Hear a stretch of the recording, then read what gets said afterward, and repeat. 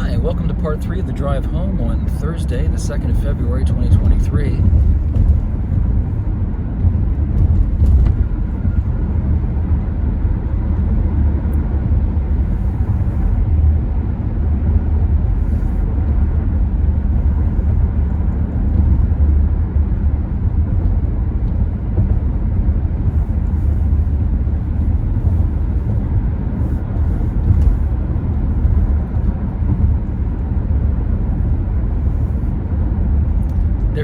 It's a lot of bounce, isn't it? Like, nobody said anything in the comments yet, but that's because I haven't posted this, but that is a lot of bounce happening with that phone. I don't know if I can mitigate it. I don't know, put it at a weird angle,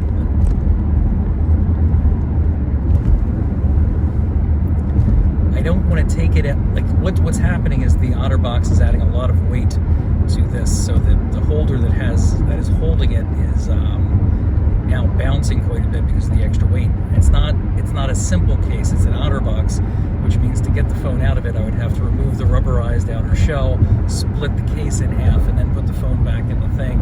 That's a lot of work. I have to find another solution that isn't so still bouncy. Give me a C. Give me a bouncy C.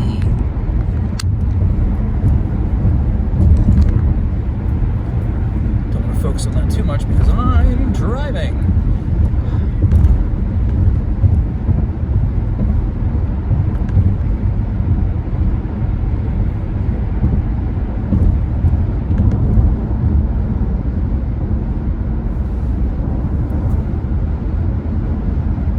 I don't know what I'm doing for dinner, and I think I might have just missed my opportunity. No, I missed it a while ago.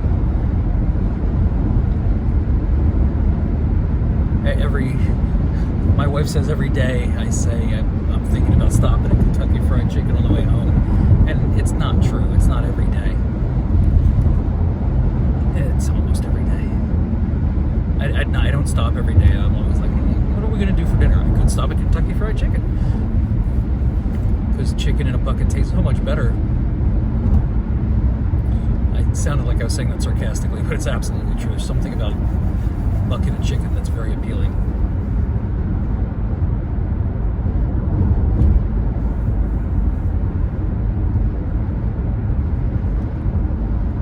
So, 2020, 2 minutes into the... Yeah, I must have missed it already.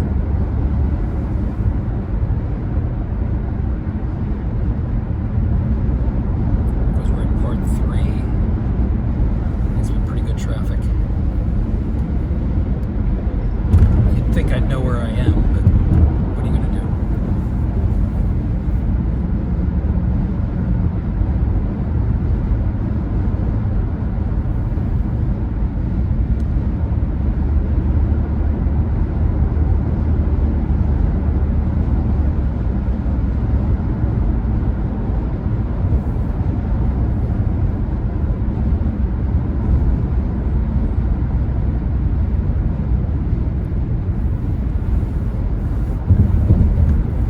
Play Half-Life video game.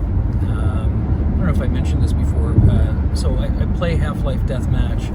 It's an older game, first-person shooter. I play the Half-Life game itself. I play Half-Life Episode 1. They're fun to play through. You know, kind of dystopian world, and you're just trying to get to the end of it. Anyway, the point of the story is it came up today because I was one of the employees was in my office, and we were reminiscing about days gone by. We both came from a company that this company absorbed. He came with it. I had left the company 4 years before they got absorbed into this company, and we were talking about just different things. And at one point, I had to measure the building because the government was asking about. For some reason, it mattered what percentage of your square footage was for manufacturing, what percentage of square footage was for inspection, quality, things like that. So I was tasked with measuring the building, laying it out, making a blueprint, because I was a draftsman. That's how I started there. That's what I did. I drew things. As I always tell my friends, I draw draw circles for a living. The odd part is I didn't draw any circles, because when you draw a bearing, you're not drawing the circle, you're drawing like the front view, side view, so you're just seeing a bunch of A sections. So I drew very few circles. But so I got all these measurements, made a giant blueprint of the building. Building's like, I don't know, 100,000 square feet, so there was a lot of detail, multi-level building. But I drew it out in great detail, dimensioned the whole thing. And since I had it, at the time, way back when, back in the 80s, late 80s, early 90s, Half-Life was much newer back then, and I was getting pretty proficient at the Hammer editor program, which is how you make levels in Half-Life. And I had made I ended up making a replica of part of that city block, including the whole building, in that editor. So I made the factory that I worked in the game. It was pretty awesome. I liked playing that map. I wish I still had it. I don't even know what I saved it to. It's probably on the hard drive, whatever computer that was. Maybe the hard drive's still floating around. I haven't worked with like the Hammer editor. I downloaded, I don't think it's called the Hammer editor anymore, but the program that you use to do that, I downloaded it recently, and I haven't had much of a chance to play with it. I've got, I've been spouting off about DaVinci Resolve, what a neat piece of software that is. Unfortunately, like the kind of content I'm producing, there's not maybe I just don't have vision, but there's really not a lot of opportunity to do all the stuff that is available. I mean, I guess I could jazz up these videos a bit, but like there's not a lot of content, so it's not worth doing. The only reason I would do it is just to play with the software. It's really neat. I did do one. I didn't post it. The video's already posted, but it was the Saturday morning ride. I was talking about how I rearranged my computer desk ever so slightly to make it more better, and I used DaVinci Resolve because I said I'm going to put a picture up here. Couldn't figure out how to put a picture up there, but I couldn't figure out how to inline just have that image show up while I was still talking. So I talk about what my desk looks like now. The image shows up, fills most of the screen, because this was wider than the image I took, so it just superimposed, filled the whole screen top to bottom, but there was a border on either side, so you can tell that, I wonder who that is. Interesting. It didn't kill the video feed, okay. So I have no idea who that is. Should I call him back? I don't recognize it. Could be work. I better call.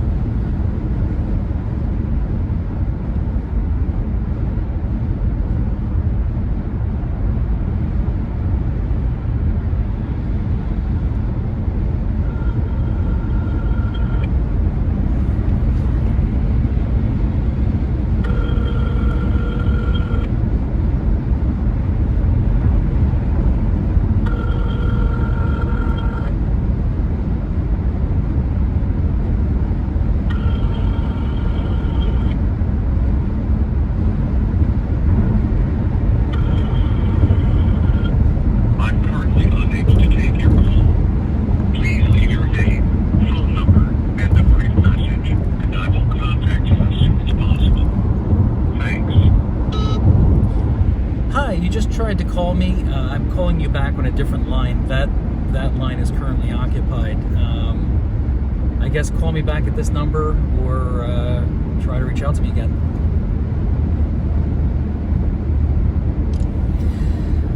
Probably a scam.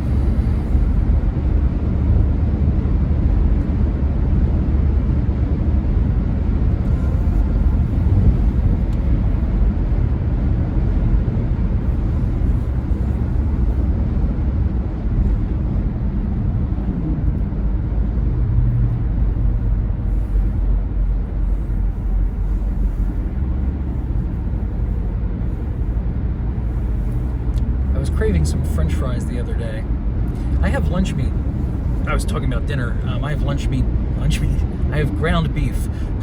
Same thing. I have ground beef in the fridge, but I doubt it's thawed by now. But it's early enough that I could have it thawed by the time my wife comes home. But I don't think I have all the fixins for tacos. Could make a meatloaf. Could make meatloaf. Could make hamburgers. I could make stuffed peppers. The options are endless. I make a taco meatloaf that I think is really good. I don't think my wife likes. Literally just use taco seasoning in my meatloaf. She doesn't like it, so I won't make that. I'll just make a meatloaf.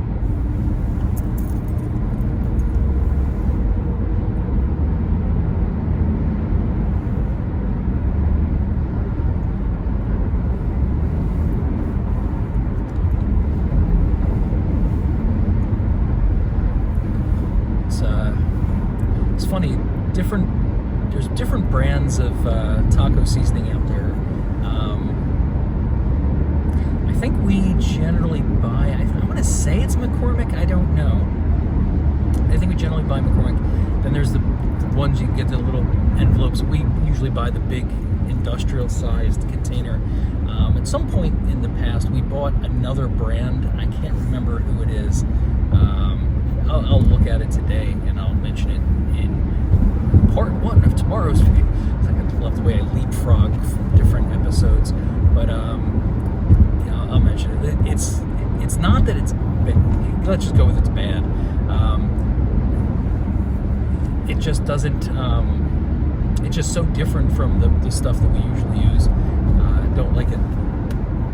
And then I looked up like what's in taco seasoning. I made my own, but obviously it's not the same as the one that we usually use, so it tastes different, which is automatically bad because you're used to a certain thing.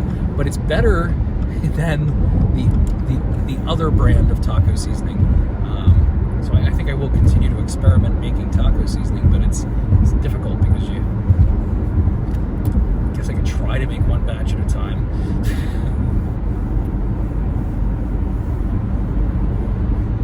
I like to make things in bulk.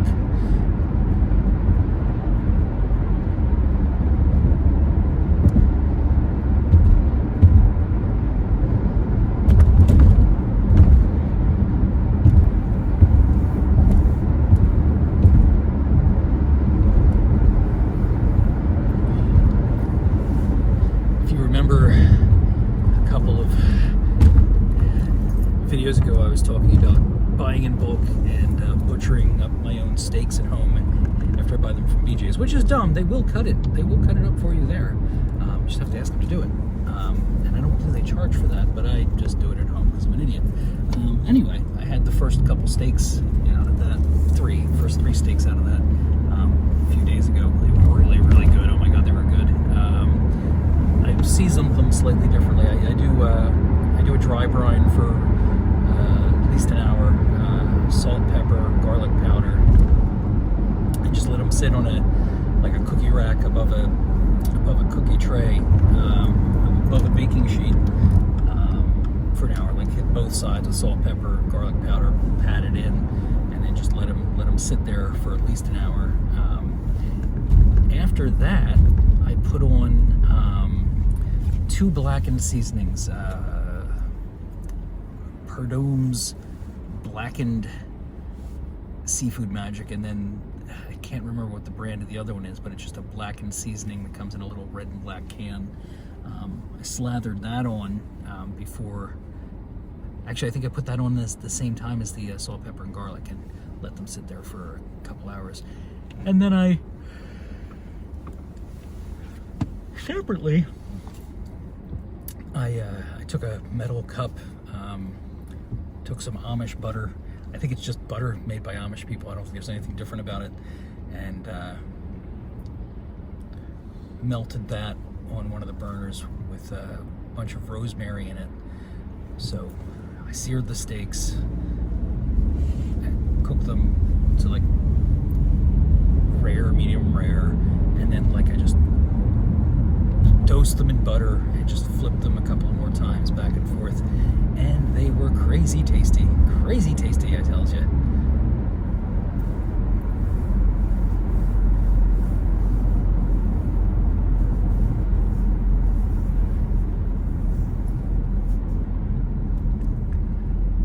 So plugged in. I really want you to see that McDonald's. I'm afraid to touch the phone though.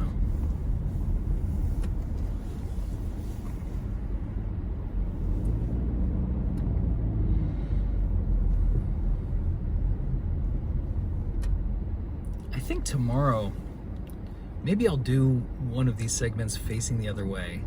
I guess it would always be segment 3 is where I come by this McDonald's. Nothing special about it, just the fact that it's just a McDonald's with the bread thing underneath, but it just doesn't say McDonald's across it. It just looks weird, like, you know, it's got that uncanny valley thing going on.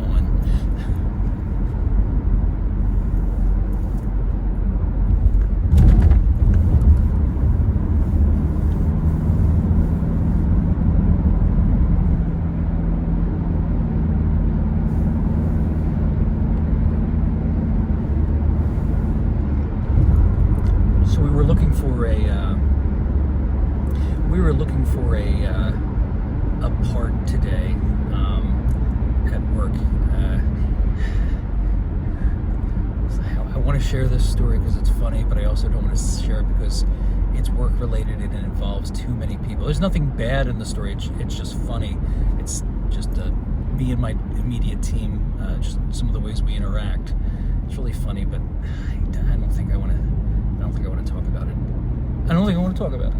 No, I don't want to put it out there. It's just I'll not talk about anything instead.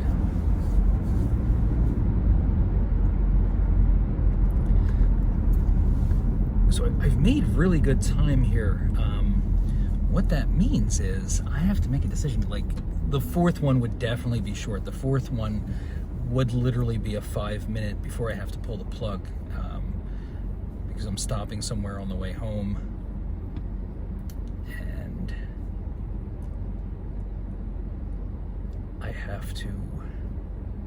I'm not taking you in with me, so I would have to. So I think this is going to be the last one. I think today is just going to be a 3-parter on the way home. Actually, I have to stop 2 places now that I think about it. So there's that. So you've got less than 2 minutes of torture left.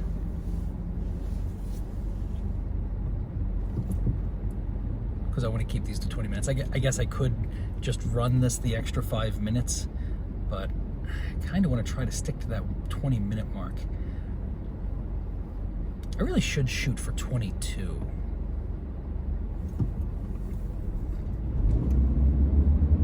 But why? Why would I shoot for 22 minutes?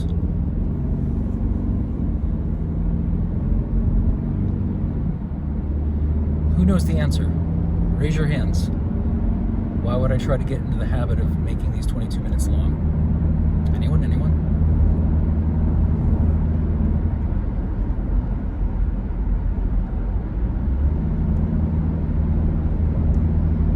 That story I didn't tell earlier, I'm going to tell it later. Not later today, but I'm going to tell it later. I'm just going to reframe it. So you'll never know it has anything to do with work. Probably not tomorrow morning, maybe tomorrow afternoon. I'll be too tired in the morning to like tell a cohesive story.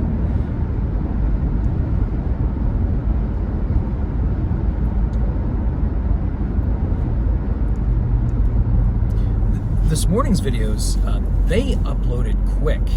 Today was like a really good day. I don't know what happened, but they went up relatively fast, and I started uploading them late. I was pleasantly surprised at how quickly they were able to process, upload, and process again.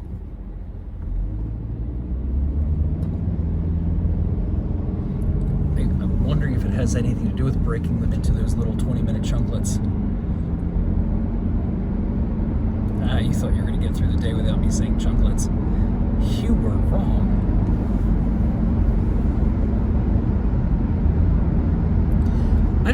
don't know if you've noticed, if you go back and watch these videos, I think you'll notice that I've been intentionally, not for any specific purpose, but I started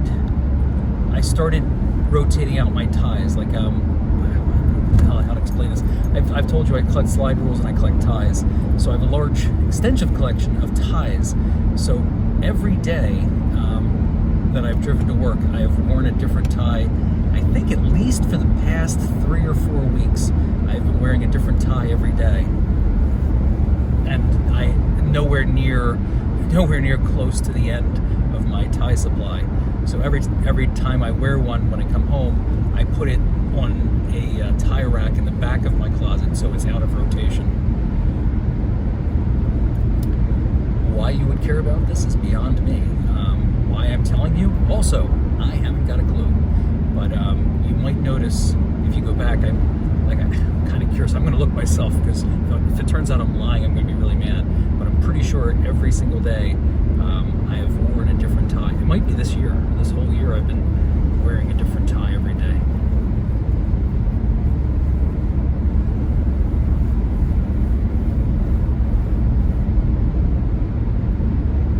All I've got to do is count the ties that I've moved to the back of my closet.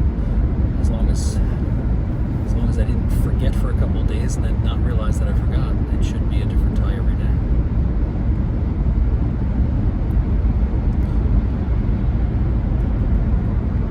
So that brings us to the 22-minute mark. I'm going to end it now. There's not going to be another part. I would have ended it in like another 2 minutes anyway. So have a wonderful day.